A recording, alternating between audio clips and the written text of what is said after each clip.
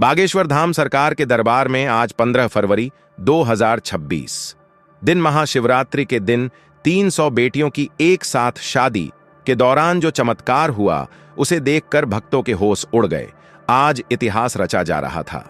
बुंदेलखंड की पावन धरा पर आज एक साथ 300 निर्धन और अनाथ बेटियों के हाथ पीले होने जा रहे थे। यह सिर्फ एक शादी नहीं थी, यह सनातन धर्म का वो महाकुंभ था जिसे देखने के लिए आज देश के कोने कोने से, यहां तक कि विदेशों से भी करोड़ों भक्त उमड़ पड़े थे। चारों तरफ सीताराम और बागेश्वर बालाजी के जयकारे गूंज रहे थे। मुख्यमंत्री से लेकर बड़े बड़े संत महात्मा मंच पर विराजमान थे। 300 बेटियों को अपनी बेटी मानकर पूज्य धीरेन्द्र कृष्ण शास्त्री जी खुद पिता की भूमिका निभा रहे थे।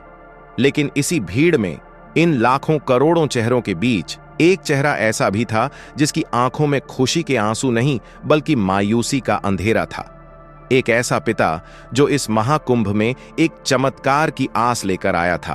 और आज ठीक इसी महाशिवरात्रि के दिन बालाजी के दरबार में कुछ ऐसा हुआ जिसने वहां मौजूद लाखों लोगों के रोंगटे खड़े कर दिए। एक ऐसा चमत्कार जिसे विज्ञान नहीं सिर्फ विश्वास ही समझ सकता है। क्या हुआ था 15 फरवरी की उस दोपहर? चलिए आपको सुनाते हैं वो सच्ची घटना जो आज भी बागेश्वर धाम की फिजाओं में गूंज रही है। भक्तों, आधा अधूरा ज्ञान सुनना या छोड़ देना दुख और पाप का कारण बनता है, इसलिए इस घटना को अंत तक अवश्य देखें। अगर आप भी बागेश्वर धाम के सच्चे भक्त हैं तो इस वीडियो को लाइक करके चैनल को सब्सक्राइब जरूर करें और कमेंट में जय हनुमान जय बागेश्वर धाम जरूर लिखें। तो चलिए बिना किसी विलंब के शुरू करते हैं। यह घटना है बिहार के एक छोटे से गांव रामपुर के रहने वाले राधेश्याम की।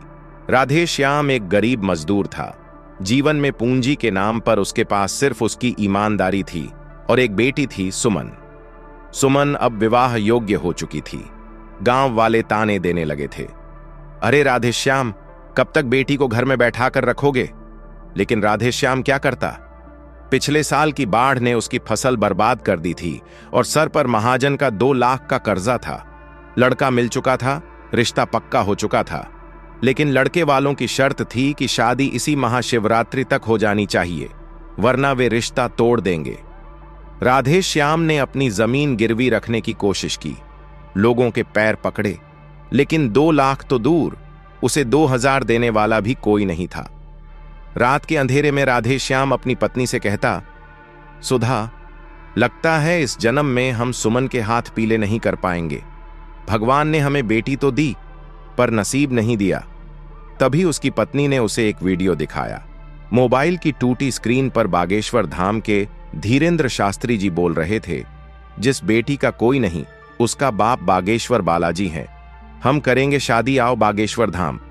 बस वही एक पल था। राधेश्याम ने सुना था कि 15 फरवरी 2026 को धाम में 300 बेटियों की शादी होने वाली है। उसने सोचा शायद बालाजी मेरी भी सुन लें। उसने अपनी आखिरी जमा पूंजी जो कुछ 100 रुपये थी उठाई और सुमन को लेकर निकल पड़ा छतरपुर की ओर। 13 फरवरी की रात राधेश्याम बागेश्वर धाम पहुंचा, लेकिन यहां का नजारा देख उसके होश उड़ गए। ऐसा लग रहा था मानो पूरा भारत वहीं उमड़ आया हो। पैर रखने की जगह नहीं थी। वह दौड़ दौड़ कर कार्यालय के चक्कर काट रहा था। बाबूजी, मेरा नाम लिख लो, मेरी बेटी की शादी करवा दो। लेकिन वहां सेवादार ने हाथ जोड़ लिए, दादा माफ कीजिए, रजिस्ट्रेशन 1 महीने पहले ही बंद हो चुके हैं। 300 बेटियों की लिस्ट फाइनल हो चुकी है, अब एक भी नाम नहीं जुड़ सकता। आप अगले साल आना। अगले साल? राधेश्याम की दुनिया वहीं उजड़ गई। अगले साल तक तो रिश्ता टूट जाएगा, उसकी बेटी की जिंदगी बर्बाद हो जाएगी। वह कार्यालय के बाहर मिट्टी में बैठ गया। उसकी बेटी सुमन उसे संभाल रही थी, पर राधेश्याम के आंसू नहीं रुक रहे थे। बालाजी, मैं तो तेरे भरोसे आया था, तूने भी मेरे दरवाजे बंद कर दिए। अब मैं गांव वापस कैसे जाऊंगा? किस मुंह से जाऊंगा? तारीख आ गई 15 फरवरी 2026, महाशिवरात्रि। धाम में उत्सव का माहौल था। 300 मंडप सजे थे। दूल्हे घोड़ी पर चढ़कर आ रहे थे। मुख्यमंत्री जी बेटियों को हल्दी लगा रहे थे। हेलीकॉप्टर से पुष्प वर्षा हो रही थी।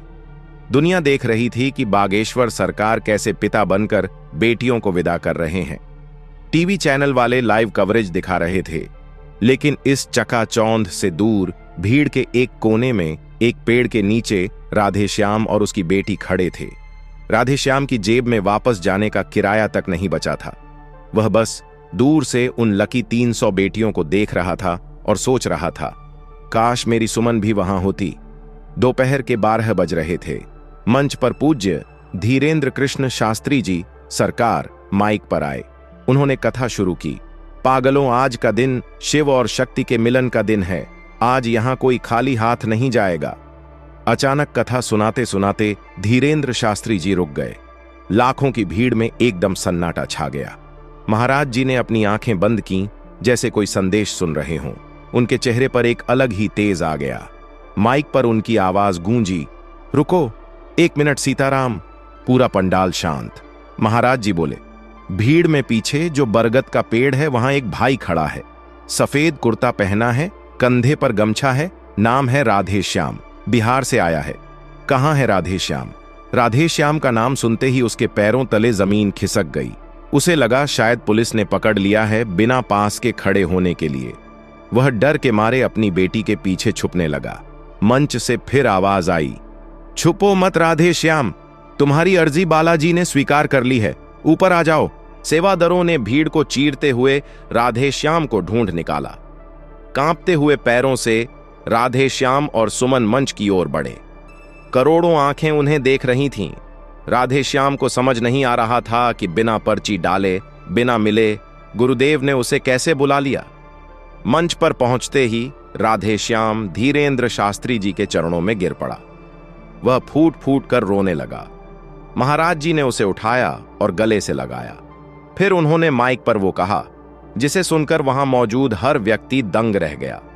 महाराज जी ने कहा, राधेश्याम, तुम कल रात से रो रहे हो कि रजिस्ट्रेशन नहीं हुआ।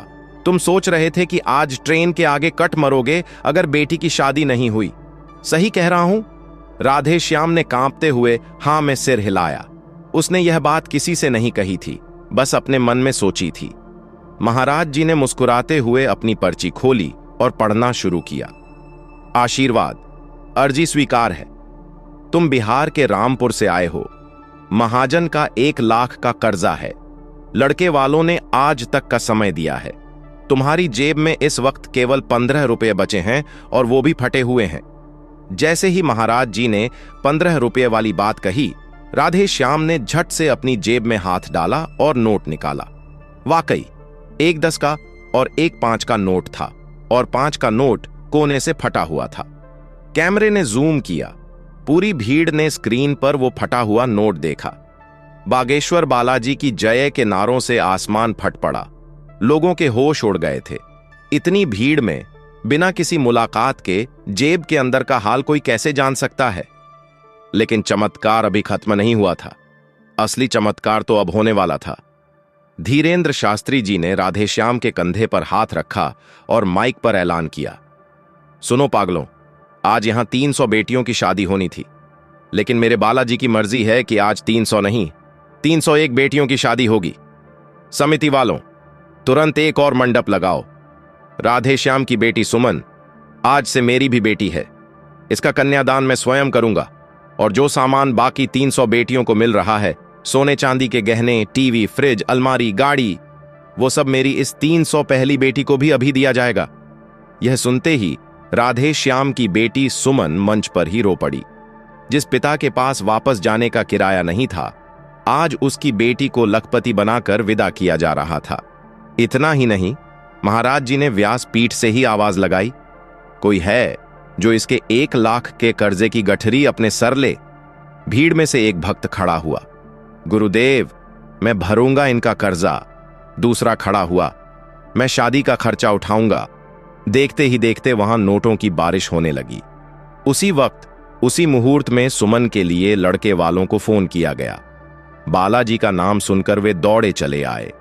हाथों हाथ मंडप सजा, मंत्रोच्चार शुरू हुआ और जहां राधेश्याम अंधेरे में उम्मीद खो चुका था, वहां आज लाखों दियों की रोशनी के बीच उसकी बेटी की शादी संपन्न हुई।